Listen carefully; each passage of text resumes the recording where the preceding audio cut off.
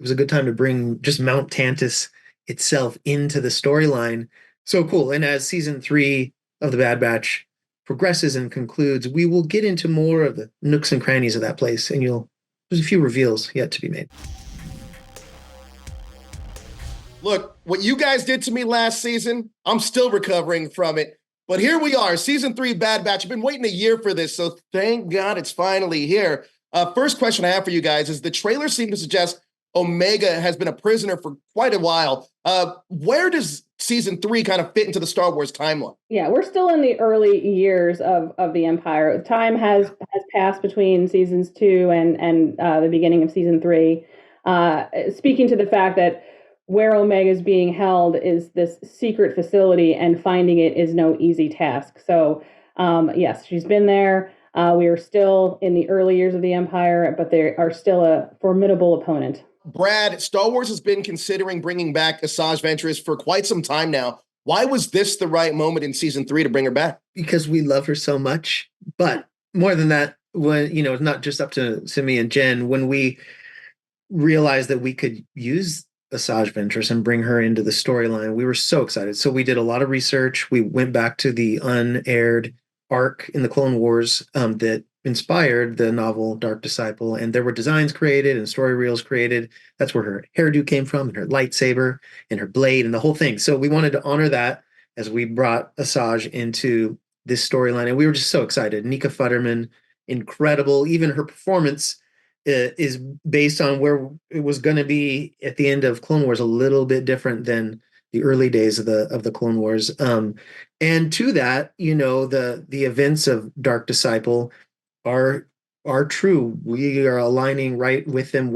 You might not get every answer in the Bad Batch for how that comes about, but just rest assured, you probably will at some point. Well, Jennifer, can you give us an idea of what to expect from Ventress? Will she be an ally, an enemy, or a little bit of both? I don't want to spoil why she's in the show or the purpose that she's there for, but yeah, I'll let the fans react to it when they see it. Oh, I can't wait. I can't freaking wait. Now, Brad, there's been a lot of speculation, a long speculation that Wayland is linked to Dave Filoni's plans for the Mandalorian era. Are we going to see any more links to that or live action Disney Plus shows at all? I mean, I can't speak to any of that moving forward, but I know as a big fan of the Zahn novels from way back, we were so excited when again, not just up to me and Jen, but when the collective creative team decided that it was a good time to bring just Mount Tantus itself into the storyline.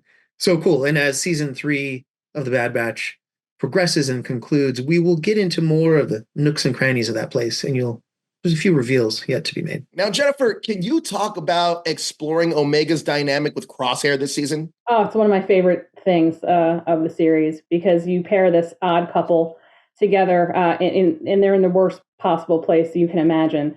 And yet Omega is still as optimistic and trying to find a way out of there. And Crosshair is also at like a low point where his whole life is kind of in shambles and he's living with a lot of regret, and still she's not giving up on him and trying to inspire him. And the way that relationship between the two of them evolves throughout the season is near and dear to my heart. And it's been a joy to do. Now, Brad, speaking of Crosshair, he has some unresolved issues with Hunter.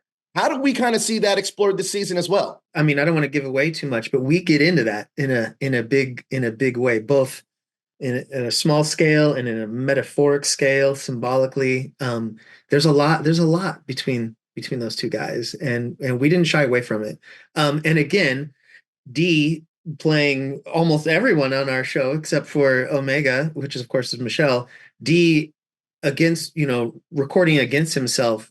I know we've told this story before in other places, but Dee, early on, we talked to Dee about it, and he said he would want to do a scene as though he's each character reading off of himself, which is not a normal thing. So when you have, which is cool and awesome and amazing and mesmerizing, but when you're talking about some of these really heated, spicy, fights between these strong characters, Crosshair and Hunter, and it's still, you forget, that's just Dee going back and forth. It's incredible. Now, Jennifer, one of the best parts of this show is exploring the galaxy as the Empire takes control. Is there any elements of this that you were excited to explore that we haven't seen in the past 2 seasons? Not that we haven't explored it, but the two things that I love that has been really juicy to dig more into has been not only Tantus, but also what's going on with Rex and his squad of clones, because that very much relates to what's going on in the galaxy, how it's changing, and just the status for clones in general in the galaxy, because it's connected to the Bad Batch and all of their brothers. So those are really the two things that we kind of touched on prior episodes, but really get into it a bit more in season 3. Oh, look, I cannot wait for this full season, to watch this full season. I'm so excited. When I saw that trailer at D23, I had legit goosebumps. I cannot wait for this. Thank you guys so much for your time. I really appreciate it.